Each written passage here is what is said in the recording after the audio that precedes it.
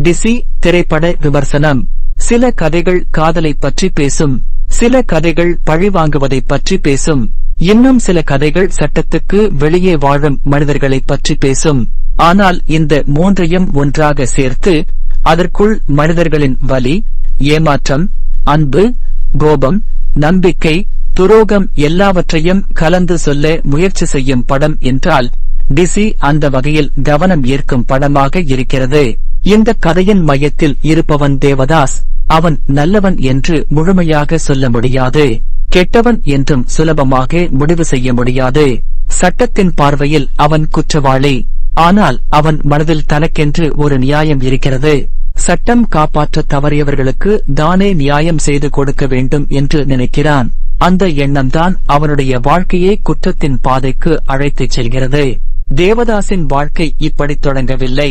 அவருடைய குடும்பத்திலேயே நடந்த ஒரு கொடுமை அவனை முழுவதுமாக மாற்றுகிறது.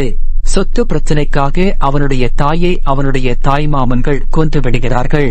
அந்த கொலையை பார்த்த பிறகு தேவதாஸ் அமைதியாக இருக்க முடியவில்லை. தாயை கொன்றவர்களை அவனை கொன்று பழி வாங்குகிறான். அந்த செயல் அவனுடைய தந்தையின் மனதை உடைக்கிறது. மகனை ஏற்றுக்கொள்ள முடியாமல் அவனை விட்டு விலகுகிறார். அந்த ஒரு சம்பவத்திலிருந்து தேவதாசின் வாழ்க்கை வேறு பாதைக்கு திரும்புகிறது. குடும்பத்தை இழந்தவன், சட்டத்தின் மீது நம்பிக்கையை இழந்தவன், தனக்கென்று ஒரு விதியை உருவாக்கிக் கொண்டவன் என்று அவன் மாறுகிறான். இன்றைய காலத்தில் தேவதாஸ் ஒரு சிறிய கூட்டத்துக்கு தலைவனாக இருக்கிறான். அவர்கள் சட்டப்படி வாழும் மனிதர்கள் அல்ல. கொள்ளை, தாக்குதல், காவல்துறையுடன் மோதல் போன்றவற்றில் ஈடுபடுகிறார்கள். ஆனால் தேவதாஸ் செய்யும் ஒவ்வொரு செயலுக்கும் பின்னால் ஏதாவது ஒரு காரணம் இருக்கிறது. பணத்துக்காக மட்டும் அவன் குற்றம் செய்யவில்லை என்பதுதான் கதையின் முக்கியமான அம்சம். ஒரு நாள் அவனுடைய கூட்டம் காவல்துறைக்கு சொந்தமான ஆயுதங்களை எடுத்துச் செல்லும் வண்டியை கொள்ளையடிக்கிறது. அந்த சம்பவம் காவல்துறையை அதிர்ச்சிக்குள்ளாக்குகிறது. அதே நேரத்தில் இன்னொரு பக்கம் ஒரு காவல் அதிகாரி தனது பதவியை தவறாக பயன்படுத்துகிறான். ஒரு விவசாயி தனது மகனின் படிப்புக்காக வைத்திருந்த பணத்தை அந்த அதிகாரி அபகரிக்கிறான். பணத்தை இழந்த விவசாயி உதவி கேட்கிறான். ஆனால் அவருடைய குடும்பத்துக்கு யாரும் உதவ முன்வரவில்லை. சட்டத்தை நம்பி சென்றும் பயன் கிடைக்கவில்லை. இறுதியில் அவர்கள் தேவதாசிடம் செல்கிறார்கள். இதுதான் தேவதாசின் குணத்தை நன்றாக புரிந்து கொள்ளும் இடம். அவன் அந்த காவல் அதிகாரியை எதிர்கொள்கிறான். அதிகாரி செய்த தவறுக்காக அவனை கொன்று விடுகிறான். பிறகு அந்த விவசாயியின் குடும்பத்திடம் அவர்களின் மகனின் படிப்புக்கான செலவை தான் பார்த்துக் கொள்வதாக உறுதி செய்கிறான். அதற்காக கொள்ளையடித்த பணத்தை பயன்படுத்த முடிவு செய்கிறான். இங்கே படம் ஒரு முக்கியமான கேள்வியை நம்மிடம் கேட்கிறது. குற்றம் செய்த ஒருவன் நல்ல காரியம் செய்தால் அவன் நல்லவனாக மாறிவிடுகிறானா? அல்லது நல்ல காரணத்துக்காக செய்தாலும் குற்றம் குற்றம்தானா? இந்த கேள்விக்கு படம் நேரடியாக பதில் சொல்லவில்லை. அதுதான் இந்த கதையின் ஒரு சிறப்பு. தேவதாசை நல்லவன் என்று நம்மிடம் திணிக்கவில்லை. அவன் செய்த தவறுகளையும் மறைக்கவில்லை. அதே நேரத்தில் அவருடைய மனதில் இருக்கும் மனிதத்தன்மையையும் காட்டுகிறது. காவல் அதிகாரி கொல்லப்பட்டதும் ஆயுதங்கள் கொள்ளையடிக்கப்பட்டதும் காவல்துறை தேவதாசையும் அவனுடைய கூட்டத்தையும் பிடிக்க தனிப்படை அமைக்கிறது. இதற்கு பிறகு கதை வேகம் பெறுகிறது. காவல்துறையிடம் இருந்து தப்பிக்க தேவதாஸ் ஒரு விடுதியில் மறைந்து இருக்கிறான். அங்கே அவன் பார்வையில் படுகிறாள் பார்வதி. அவள் ஒரு பாடகி. தேவதாசின் வாழ்க்கையில் காதல் என்ற ஒன்று இருந்ததே இல்லை என்று சொல்லலாம். அவன் வாழ்ந்த வாழ்க்கையில் நம்பிக்கை, அமைதி, குடும்பம் போன்றவற்றுக்கு இடமே இல்லை. ஆனால் பார்வதியை சந்தித்த பிறகு அவனுக்குள் ஒரு மாற்றம் ஏற்படுகிறது.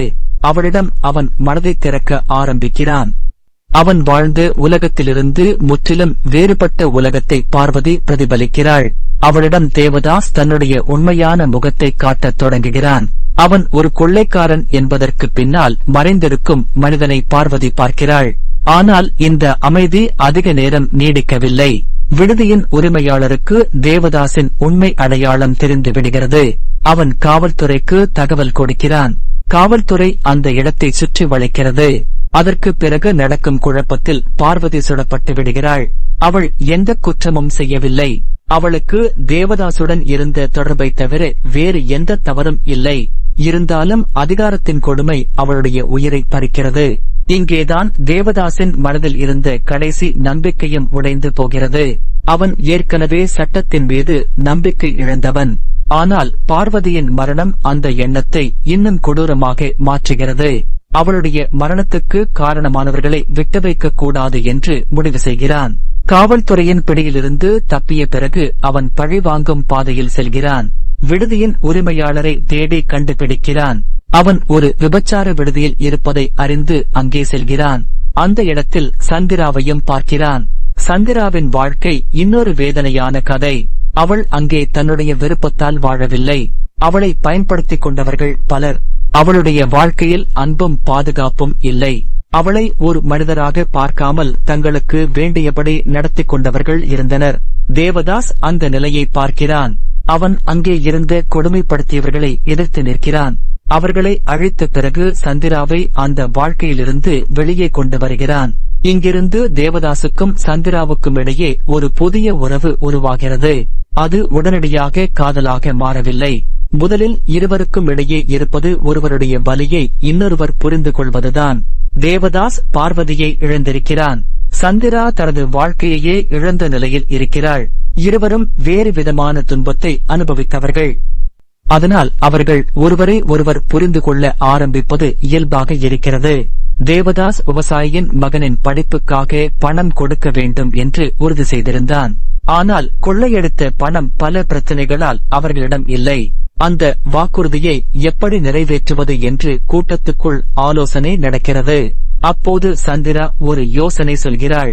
தன்னை முன்பு பயன்படுத்திக் கொண்ட பணக்காரர்களிடமிருந்து அவர்களுடைய ரகசியங்களை பயன்படுத்தி பணம் பெறலாம் என்று அவள் கூறுகிறாள். இது சாதாரணமாக எடுத்துக்கொள்ள முடியாத முடிவு.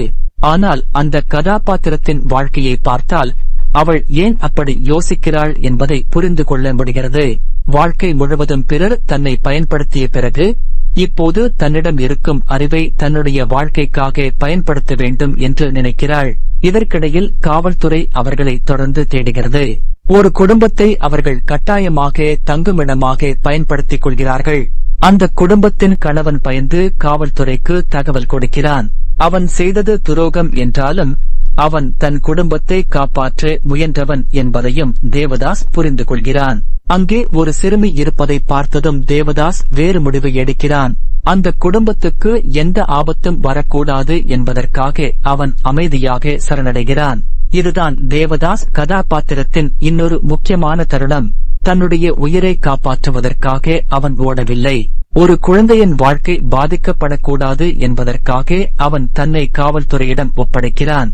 ஆனால் காவல்துறை அவனை சட்டப்படி நடத்தவில்லை. அவனை கொடுமைப்படுத்துகிறார்கள். அவனிடம் இருந்து தகவல் பெறுவதற்காக அதிகாரிகள் எல்லையை மீறுகிறார்கள். இதை அறிந்த சந்திரா அமைதியாக இருக்கவில்லை. தேவதாசை சிறையில் இருந்து வெளியே கொண்டு வர அவள் திட்டம் போடுகிறாள். தன்னுடைய வாழ்க்கையில் எப்போதும் மற்றவர்களால் கட்டுப்படுத்தப்பட்டவள் இப்போதுதானே முடிவு எடுக்கிறாள். அவளுடைய கதாபாத்திர வளர்ச்சி இங்கே தெளிவாக தெரிகிறது. சந்திரா சிறை தப்பிப்பு முயற்சியை நடத்துகிறாள். தேவதாஸ் வெளியே வருகிறான். இருவரும் மீண்டும் ஒன்றாகிறார்கள். ஆனால் அவர்களுக்கு முன்னால் இன்னும் பல பிரச்சனைகள் இருக்கின்றன. சந்திராவுக்கு புதிய வாழ்க்கை கிடைக்க வேண்டும் என்று ஆசை.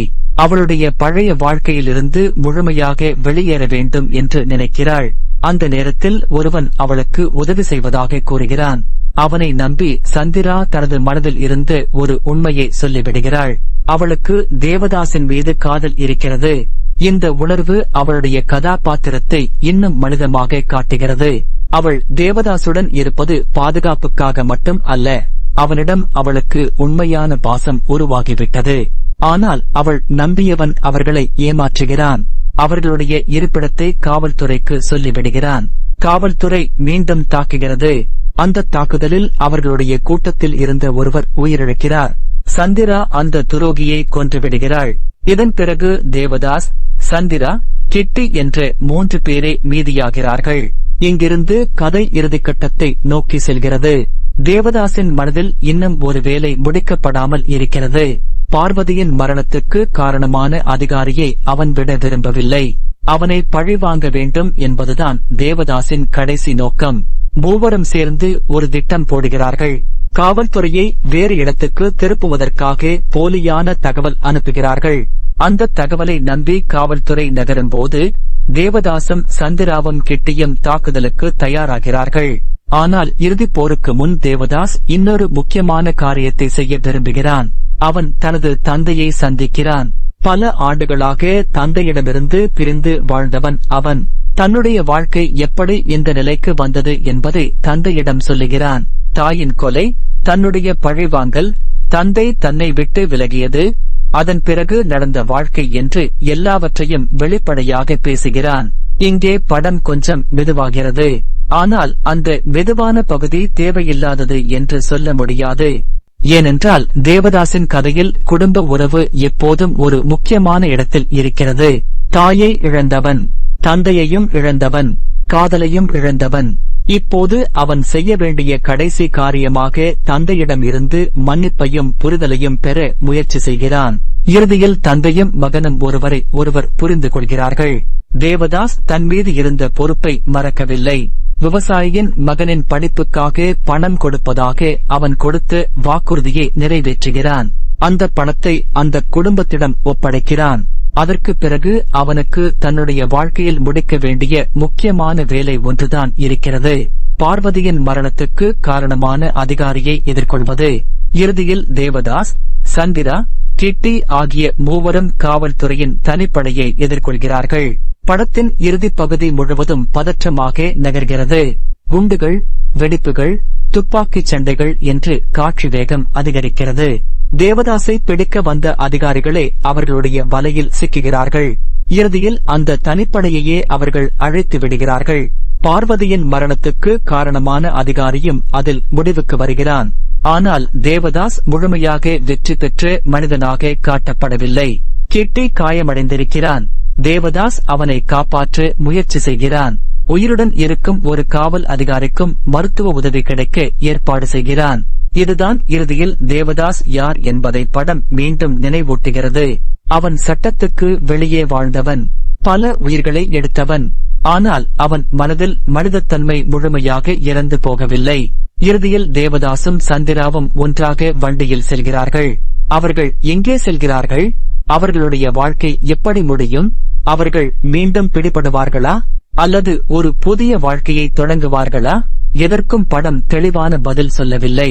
அந்த முடிவு பார்வையாளர்களுக்கே விடப்படுகிறது. இந்த கதையில் தேவதாஸ் கதாபாத்திரத்தை ஏற்றிருக்கும் லோகேஷ் கனகராஜை பற்றி முதலில் சொல்ல வேண்டும்.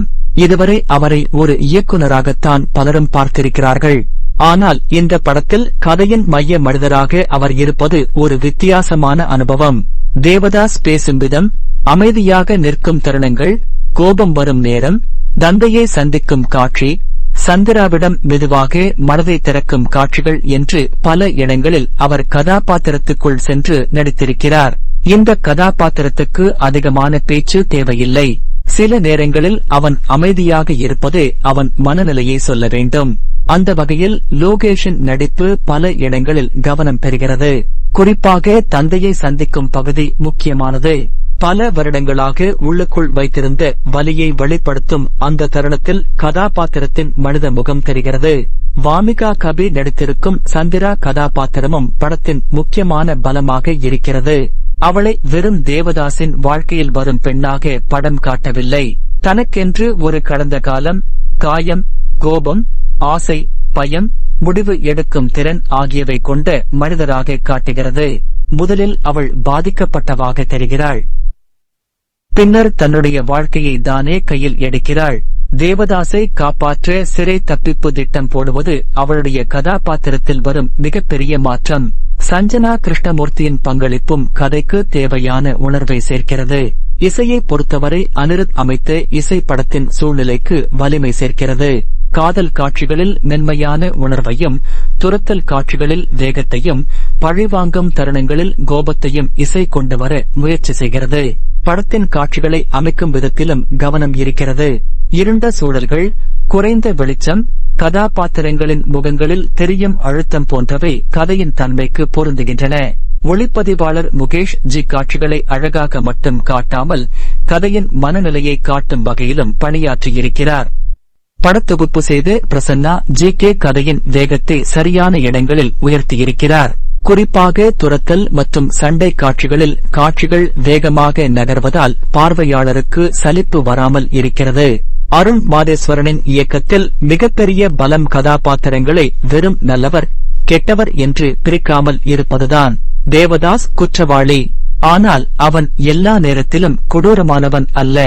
காவல்துறை சட்டத்தை காப்பாற்ற வேண்டியவர்கள், ஆனால் அந்த அமைப்புக்குள் சிலர் அதிகாரத்தை தவறாக பயன்படுத்துகிறார்கள். சந்திரா ஒரு பாதிக்கப்பட்ட பெண், ஆனால் அவளும் பின்னர் வன்முறையான பாதையை தேர்வு செய்கிறாள். இதனால் யார் சரி யார் தவறு என்று ஒரே கோட்டில் சொல்ல முடியாத நிலை உருவாகிறது. இதுதான் படத்தின் சுவாரஸ்யமான அம்சங்களில் ஒன்று. இந்த படத்துக்கு சில குறைகளும் இருக்கின்றன. முதலில் கதையில் வன்முறை அதிகமாக இருப்பது சில பார்வையாளர்களுக்கு சிரமமாக இருக்கலாம். பழிவாங்குதல், கொலை, காவல்துறை தாக்குதல், கொள்ளை போன்ற சம்பவங்கள் தொடர்ந்து வருவதால் படம் எல்லோருக்கும் ஏற்றதாக இருக்காது. இரண்டாவது, தேவதாசின் செயல்களுக்கு பின்னால் இருக்கும் காரணங்கள் நமக்கு புரிந்தாலும் அவன் செய்யும் குற்றங்களை நியாயப்படுத்துவது போல சில இடங்களில் தோன்ற வாய்ப்பு இருக்கிறது. ஒருவன் நல்ல நோக்கத்துடன் குற்றம் செய்தால் அது சரியாகிவிடாது. இந்த உண்மையை படம் இன்னும் கொஞ்சம் தெளிவாக சொல்லியிருக்கலாம். மூன்றாவது, சில துணை கதாபாத்திரங்களுக்கு இன்னும் கொஞ்சம் இடம் கொடுத்திருந்தால் அவர்களுடைய உணர்வுகள் நன்றாக புரிந்திருக்கும். தேவதாஸ், சந்திரா இருவரை சுற்றியே கதை அதிகமாக நகர்வதால் மற்ற சில மனிதர்கள் பின்னணியில் போய்விடுகிறார்கள். நான்காவது, சில இடங்களில் கதையின் வேகம் குறைகிறது. குறிப்பாக இறுதிக்கட்டத்துக்கு செல்லும் முன் சில காட்சிகள் கொஞ்சம் நீளமாக இருப்பது போல தோன்றலாம். ஆனால் இவை படத்தின் மொத்த அனுபவத்தை முழுமையாக பாதிக்கும் அளவுக்கு பெரிய குறைகள் இல்லை. இந்த படத்தின் மிகப்பெரிய சிறப்பு என்னவென்றால் இது வெறும் பழிவாங்கும் கதை அல்ல. இது நம்பிக்கையை இழந்த மனிதர்களின் கதை. தேவதாஸ் சட்டத்தை நம்பவில்லை, சந்திரா சமூகத்தை நம்பவில்லை. பார்வதி அமைதியான வாழ்க்கையை மட்டுமே விரும்பியவள். விவசாயி சட்டத்திடம் உதவி கேட்டும் தோல்வியடைந்தவன். இந்த மனிதர்களின் வாழ்க்கையை ஒன்றோடு ஒன்று இணைத்து கதை நகர்கிறது. காதலும் இங்கே வழக்கமான காதல் போல இல்லை. தேவதாஸ் பார்வதியை சந்திக்கும் போது அவனுக்கு வாழ்க்கையில் இன்னும் நல்லது இருக்கிறது என்று தோன்றுகிறது. பார்வதி இறந்த பிறகு அந்த நம்பிக்கை உடைகிறது. அதற்கு பிறகு சந்திரா அவனுடைய வாழ்க்கையில் வருகிறாள். சந்திரா அவனை காதலிக்க ஆரம்பிக்கிறாள். ஆனால் அந்த காதல் மகிழ்ச்சியான வாழ்க்கைக்கான வழியாக மாறவில்லை. இருவரும் வன்முறையால் சூழப்பட்ட உலகத்தில் வாழ்கிறார்கள். அதனால் அவர்களுடைய உறவிலும் ஒரு சோகமான உணர்வு இருக்கிறது. இந்த கதையின் இன்னொரு முக்கியமான விஷயம் தந்தை மகன் உறவு. தேவதாஸ் செய்ததை தந்தை ஏற்றுக்கொள்ளவில்லை, ஆனால் மகனை முழுமையாக வெறுக்கவும் முடியவில்லை. தேவதாஸ் தன்னுடைய தாயை இழந்த துயரத்தில் செய்த செயலை தந்தை புரிந்து கொள்ளாமல் விலகினார். பல ஆண்டுகளுக்கு பிறகு இருவரும் பேசும்போது ஒருவருடைய வலியை இன்னொருவர் புரிந்து கொள்கிறார்கள். அந்த சந்திப்பு படத்தின் உணர்ச்சி பூர்வமான பகுதிகளில் ஒன்றாக இருக்கிறது. இந்த படத்தின் பெயரும் கதையின் அடிப்படையும் பழைய தேவதாஸ் கதையை நினைவுபடுத்தினாலும் இங்கே சொல்லப்படும் வாழ்க்கை முற்றிலும் வேறுபட்டது. பழைய கதையில் காதல் தோல்வி ஒரு மனிதனை உடைக்கிறது. இங்கே ஒரு மனிதனின் வாழ்க்கையை குடும்ப வன்முறை, சட்டத்தின் தோல்வி, பழிவாங்கும் எண்ணம், காதல் இழப்பு, சமூக அநீதி ஆகியவை தொடர்ந்து உடைக்கின்றன. அதனால் பழைய கதையின் நிழல் இருந்தாலும் இந்த கதை தனக்கென்று ஒரு பாதையை எடுத்துக் கொள்கிறது. அதேபோல் வெளிநாட்டு கொள்ளைக்கார ஜோடியை நினைவுபடுத்தும் வகையில் தேவதாஸ் சந்திரா இருவரின் பயணமும் அமைக்கப்பட்டிருக்கிறது. ஆனால் இங்கே அவர்களின் உறவை வெறும் கொள்ளை கூட்டாளிகள் என்ற அளவில் மட்டும் பார்க்க முடியாது. இருவரும் தங்களுடைய கடந்த காலத்திலிருந்து ஓடுகிறார்கள். இருவருக்கும் சமூகம் பாதுகாப்பான இடமாக இல்லை. இருவரும் ஒருவரிடம் ஒருவர் ஒரு விதமான பாதுகாப்பை கண்டுபிடிக்கிறார்கள். அதனால்தான் இறுதியில் அவர்கள் ஒன்றாக வண்டியில் செல்லும் காட்சி ஒரு சாதாரண முடிவாக தெரியவில்லை. அவர்கள் வெற்றி பெற்றார்களா, தோற்றார்களா, அவர்களுக்கு புதிய வாழ்க்கை கிடைக்குமா? இந்த கேள்விகள் அப்படியே இருக்கின்றன. எனக்கு இந்த படத்தில் மிகவும் பிடித்த விஷயம் தேவதாசை முழுமையான நல்ல மனிதனாக காட்டாததுதான். அவன் தவறு செய்கிறான், அவன் உயிர்களை எடுக்கிறான், அவன் சட்டத்தை மீறுகிறான்.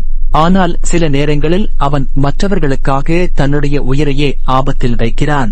இந்த முரண்பாடுதான் அவனை சுவாரஸ்யமான கதாபாத்திரமாக மாற்றுகிறது. அதேபோல் சந்திராவும் ஆரம்பத்தில் உதவி தேவைப்படும் பெண்ணாக மட்டுமே இருப்பதில்லை. கதையின் இறுதியில் அவளே முடிவு எடுக்கும் அளவுக்கு வலிமையானவளாக மாறுகிறாள். படத்தின் குறை என்னவென்றால் சில இடங்களில் இந்த வன்முறை நிறைந்த உலகம் அதிகமாகிவிடுகிறது. தொடர்ந்து வரும் மோதல்கள் காரணமாக உணர்ச்சி காட்சிகளின் தாக்கம் சில சமயம் குறையலாம். மேலும் தேவதாஸ் மற்றும் சந்திரா இருவருடைய கடந்த காலத்தை இன்னும் கொஞ்சம் விரிவாக காட்டியிருந்தால் அவர்களுடைய உறவு பார்வையாளர்களுக்கு இன்னும் ஆழமாக சென்றிருக்கும். ஆனால் மொத்தமாக பார்த்தால் டிசி வழக்கமான காதல் படமோ சாதாரண பழிவாங்கும் படமோ இல்லை. இது சட்டத்தின் மீது நம்பிக்கை இழந்த மனிதன் எவ்வளவு தூரம் செல்ல முடியும் என்பதை காட்டும் கதை. ஒரு மனிதன் தன்னுடைய வாழ்க்கையில் நடந்த அநீதிகளை தொடர்ந்து சுமந்து கொண்டே இருந்தால் அவன் எப்படிப்பட்டவனாக மாறுகிறான் என்பதையும் படம் காட்டுகிறது. தேவதாஸ் ஆரம்பத்தில் தாயை இழந்த மகன், பின்னர் பழிவாங்கும் மனிதன், அதற்கு பிறகு சட்டத்துக்கு வெளியே வாழும் தலைவன், பிறகு காதலை கண்ட மனிதன், அந்த காதலையும் இழந்தவன், இறுதியில் சந்திராவுடன் ஒரு புதிய வாழ்க்கையை நோக்கி செல்ல முயலும் மனிதன். இந்த பயணம்தான் படத்தின் உண்மையான கதை.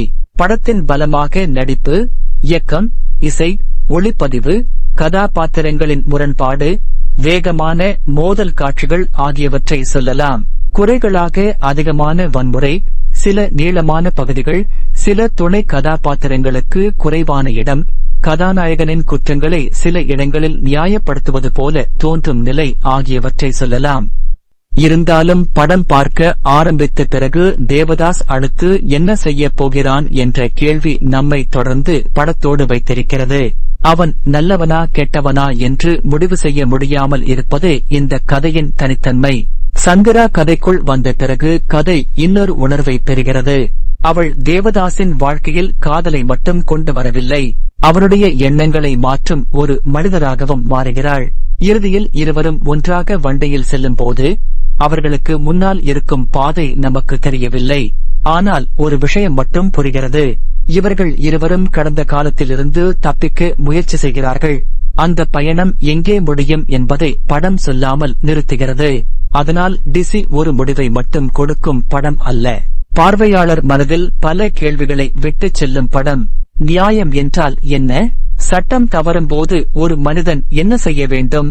பழிவாங்குதல் உண்மையில் மன அமைதியை தருமா? குற்றம் செய்த மனிதனுக்குள் மனிதத்தன்மை இருக்க முடியுமா? ஒருவருடைய கடந்த காலத்தை வைத்து அவருடைய முழு வாழ்க்கையையும் தீர்மானிக்கலாமா? இந்த கேள்விகளுக்கெல்லாம் தனித்தனி பதில் தேவை. படம் அவற்றை நமக்காக முடிவு செய்து சொல்லவில்லை. அதுதான் இதன் பலமும் கூட.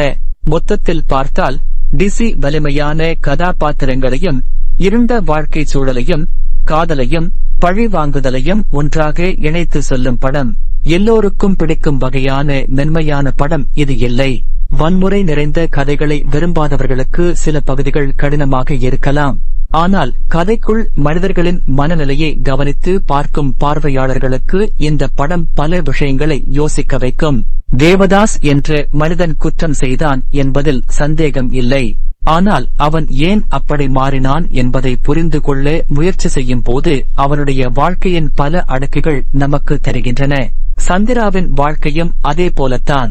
அவள் செய்த செயல்களை எல்லாம் சரி என்று சொல்ல முடியாது.